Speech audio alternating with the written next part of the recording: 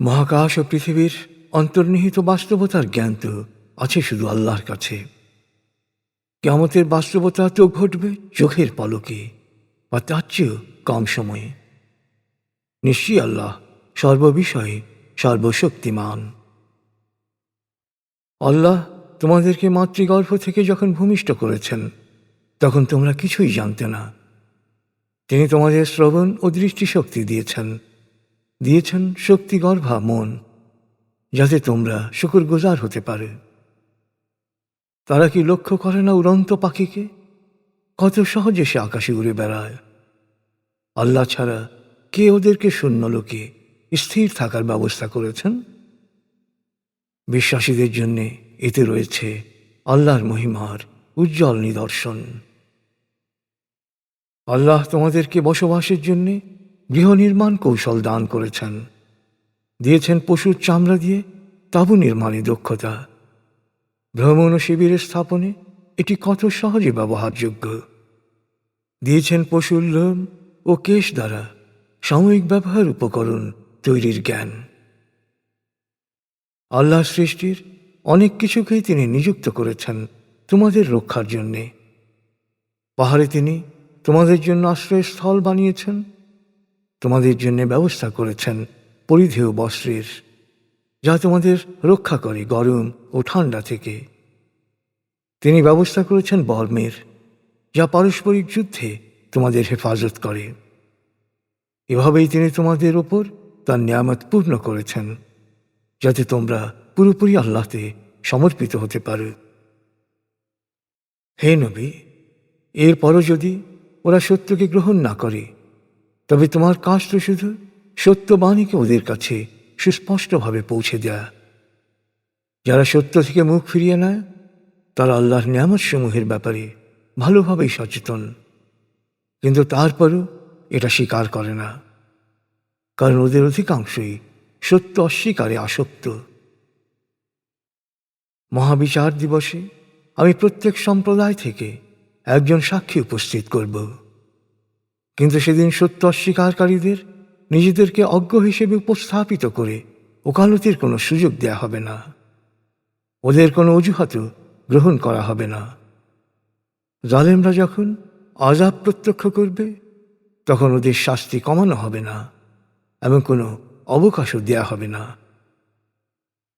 আল্লাহর সাথে যাদের শরিক করেছিল, মহাবিচার দিবসে সেই কল্পিত উপাস্যদের সামনে দেখার পর শরিককারীরা বলবে, হে আমাদের প্রতিপালক, আমরা তোমার সাথে এদেরই শরিক করেছিলাম, তোমার পরিবর্তে আমরা এদেরই উপাসনা করতাম। এর উত্তরে কল্পিত উপাস্যরা বলবে, তোমরা মিথ্যা বলছ।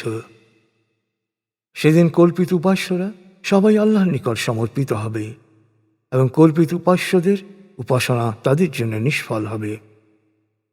আমি সত্য অস্বীকারী ও আল্লাহর পথে বাধা দানকারীদের আযাবের পর আযাবে নিমজ্জিত করব, কারণ তারা পৃথিবীতে অশান্তি সৃষ্টি করেছিল। মহাবিচার দিবসে আমি প্রত্যেক সম্প্রদায়ের মধ্য থেকে তাদের ব্যাপারে সাক্ষী দেওয়ার জন্যে একজন করে উপস্থিত করব। হে নবী, যাদের কাছে তুমি আমার বাণী পৌঁছে দিয়েছ তাদের ব্যাপারে সাক্ষী হিসেবে তোমাকে উপস্থিত করব। এই জন্যেই আমি তোমার উপর ধাপে ধাপে কিতাব নাজিল করেছি। এই কিতাবে রয়েছে আল্লাহতে পুরোপুরি সমর্পিতদের জন্যে প্রত্যেক বিষয়ের সুস্পষ্ট ব্যাখ্যা, হিদায়েত, রহমত ও সুসংবাদ।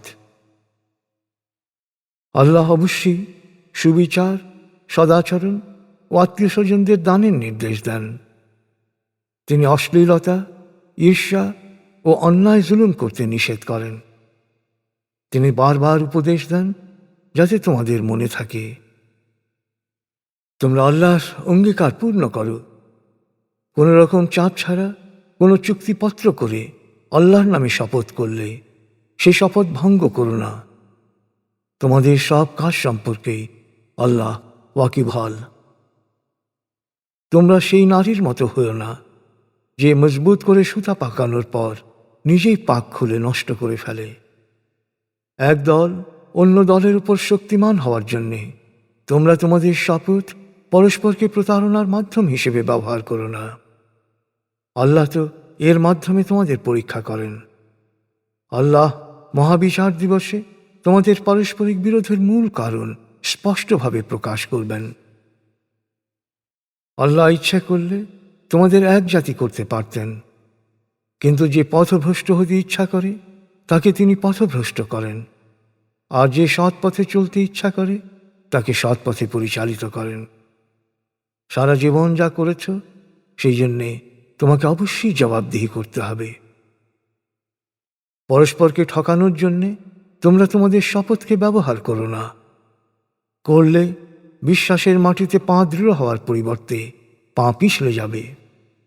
আল্লাহর পথে বাধা দেওয়ার জন্যে তোমাদের অশুভ পরিণতি ভোগ করতে হবে, আর পরকালে তোমাদের জন্য রয়েছে কঠিন আযাব।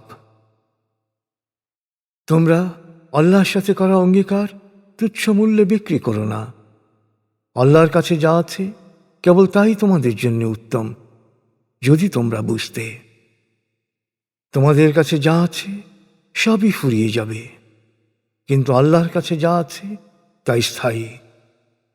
যারা ধৈর্যের সাথে লেগে থাকে আমি তাদের কাজের উত্তম পুরস্কার দেব। বিশ্বাসী পুরুষ হোক বা নারী, যেই সৎকর্ম করবে তাকে দুনিয়ায় সার্থক জীবন দান করব, এবং পরকালে সে তার কাজের শ্রেষ্ঠ পুরস্কার পাবে। যখন তুমি কোরআন পাঠ করবে, অভিশপ্ত শয়তান থেকে আল্লাহর কাছে পানাহ চাইবে। যারা বিশ্বাসী ও আল্লাহর উপর আন্তরিকভাবে ভরসা করে তাদের উপর শয়তান কখনো আধিপত্য বিস্তার করতে পারে না। শয়তান শুধু তাদেরই প্রভাবিত করতে পারে যারা শয়তানকে অনুসরণ করতে ইচ্ছুক এবং যারা আল্লাহর সাথে শরিক করে। আমি যখন পূর্ববর্তী কিতাবের এক আয়াতের পরিবর্তে বর্তমানে অন্য আয়াত নাযিল করি, তখন সত্য অস্বীকারীরা বলে, এগুলো তোমার মন গড়া উক্তি। আসলে আল্লাহ ধাপে ধাপে কি নাযিল করছেন তা তিনিই ভালো জানেন, কিন্তু ওদের অধিকাংশেরই এ সম্পর্কে কোনো জ্ঞান নেই।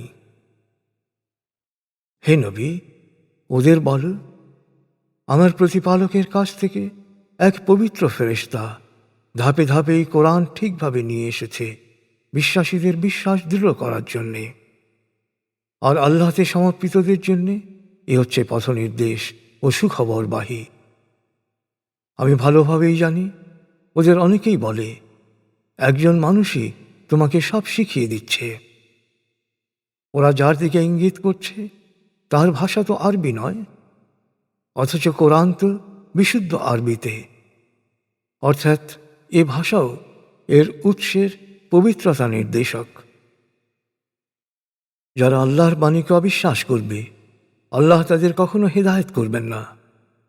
পরকালে কঠিন আযাবই হবে তাদের নিয়তি।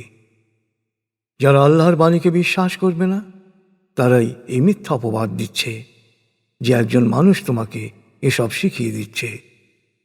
নিঃসন্দেহে ওরাই মিথ্যাচারী। বিশ্বাস স্থাপন করার পর কেউ স্বেচ্ছা প্রণোদিতভাবে প্রকাশ্যে আল্লাহকে অস্বীকার করলে তার উপর আল্লাহর গজব আপতিত হবে। পরকালে তার জন্য অপেক্ষা করবে কঠিন শাস্তি, কারণ ওরা পার্থিব জীবনকে আখিরাতের উপর প্রাধান্য দিয়েছে, আর আল্লাহ সত্য অস্বীকারীদের সত্য পথ দেখান না। তবে অন্তরে গভীর বিশ্বাস থাকা সত্ত্বেও পারিপার্শ্বিক অসহনীয় চাপের কারণে মুখে অস্বীকৃতি প্রকাশে যারা বাধ্য হয় তাদের কথা আলাদা। ভালো মন্দ পরিণতি সম্পর্কে যারা গাফেল, তাদের অন্তর, কান ও চোখে আল্লাহ মোহর মেরে দিয়েছেন। ওরা অবশ্যই পরকালে ক্ষতিগ্রস্ত হবে। যারা বিশ্বাস স্থাপনের কারণে নির্যাতিত হওয়ার পর হিজরত করেছে, আল্লাহর পথে প্রাণান্ত প্রয়াস চালিয়েছে, বিপদ মোকাবেলায় ধৈর্যের সাথে লেগে থেকেছে, তোমার প্রতিপালক তাদের অবশ্যই ক্ষমা করবেন, পরম দয়া করবেন।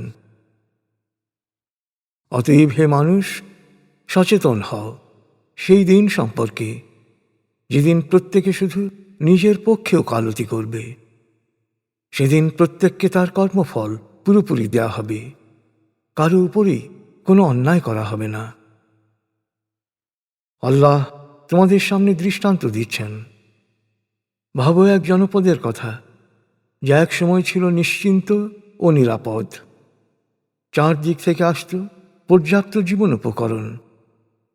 এরপর ওরা আল্লাহর নিয়ামতের নাশকর হল। এই নাশুকরিয়ার কারণে আল্লাহ ওদের উপর আপতিত করলেন ক্ষুধা ও আতঙ্কের সর্বগ্রাসী দুর্ভোগ। ওদের নিকট ওদের মধ্য থেকেই এক রসূল এসেছিল, কিন্তু ওরা তাকে মানতে অস্বীকার করল। ফলে আযাব ওদের ঘিরে ধরল। আসলে ওরা ছিল জালেম। অতএব হে বিশ্বাসীগণ, আল্লাহ তোমাদের যে হালাল ও পবিত্র জীবন উপকরণ দিয়েছেন তা থেকে আহার করো। আর তোমরা যদি সত্যি সত্যি শুধু তারই ইবাদত করো, তবে আল্লাহর অনুগ্রহের শুকরিয়া আদায় করো।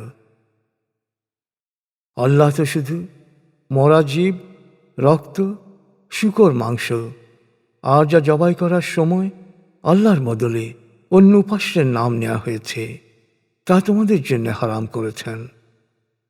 কিন্তু কেউ অবাধ্য না হয়ে বা অপ্রয়োজনে সীমালঙ্ঘন না করে নেহায়েত নিরুপায় হয়ে এসব আহার করলে আল্লাহ তো ক্ষমাশীল, পরম দয়ালু। আর তোমরা কখনো নিজেদের মিথ্যা ধারণাকে আল্লাহর নামে চালিয়ে দিয়ে বলো না যে এটা হালাল আর ওটা হারাম। মনে রেখো, যারা আল্লাহর নাম দিয়ে মিথ্যা কথা চালাতে চেষ্টা করে তারা কখনো সফল কাম হবে না। দুনিয়ায় তারা সাময়িক আনন্দ পেতে পারে, কিন্তু আখিরাতে তাদের জন্য রয়েছে কঠিন শাস্তি। ইহুদিদের জন্যে আমি তো কেবল তাই হারাম করেছিলাম যা পূর্বে তোমাদের কাছে উল্লেখ করেছি। আমি তাদের উপর কোনো অন্যায় করিনি, বরং তারাই তাদের উপর ক্রমাগত জুলুম করে গেছে। না জেনে ভুল কাজ করার পর তওবা করে যারা নিজেদের সংশোধন করে নেয়, তাদের প্রতি তোমার প্রতিপালক অতীব ক্ষমাশীল, পরম দয়ালু। নিশ্চয়ই ইব্রাহিম ছিল এক সত্যনিষ্ঠ সম্প্রদায়ের প্রতীক, একনিষ্ঠভাবে এক আল্লাহর অনুগত। সে কখনো শরিককারী ছিল না। সে ছিল আল্লাহর নিয়ামতের শুকরগুজার। আল্লাহ তাকে মনোনীত করেছিলেন, পরিচালিত করেছিলেন সহজ সরল পথে। আমি তাকে দুনিয়ার কল্যাণ দান করেছিলাম এবং আখিরাতেও সে হবে সৎকর্মশীলদের অন্তর্ভুক্ত। এখন আমি তোমার উপর ওহী নাজিল করছি যে তুমি একনিষ্ঠ ইব্রাহিমের ধর্মাদর্শ অনুসরণ করো। ইব্রাহিম শরিককারীদের অন্তর্ভুক্ত ছিল না। যারা ইব্রাহিমের ধর্মাদর্শ নিয়ে মতবিরোধ করত, তাদের জন্যেই শনিবারের বিধান বাধ্যতামূলক করা হয়েছিল। যা নিয়ে মতবিরোধ করা উচিত ছিল না এমন প্রতিটি বিষয়ই মহাবিচার দিবসে আল্লাহ তার ফয়সলা দেবেন। হে নবী, তুমি তোমার প্রতিপালকের পথে মানুষকে ডাকো প্রজ্ঞাপূর্ণ সুবচনে। তাদের সাথে আলোচনা করো মমতা ভরা যুক্তিতে। মনে রেখো, তোমার প্রতিপালক ভালো করেই জানেন কে সৎপথ ছেড়ে বিপথে যাচ্ছে আর কে সৎপথে রয়েছে। আলাপ আলোচনায় কেউ যদি আক্রমণাত্মক ভূমিকা নেয়, তবে তুমি শুধু সমপরিমাণ জবাব দিতে পারো। তবে উত্তেজনা ও বিতর্ক পরিহার করে ধৈর্য ধারণ করাই উত্তম। ধৈর্যশীলদের জন্যেই রয়েছে কল্যাণ। হে নবী, সত্য অস্বীকারীরা যাই বলুক, তুমি ধৈর্যের সাথে তোমার কাজ করে যাও। সব সময় মনে রেখো, প্রতিকূলতার মুখে ধৈর্য ধারণের শক্তিও আল্লাহরই দান। ওদের আচরণে তুমি দুঃখ পেও না। ওদের চক্রান্তে বা মিথ্যা ও অপ্রাসঙ্গিক যুক্তিতর্ক উপস্থাপনায় মন খারাপ করো না।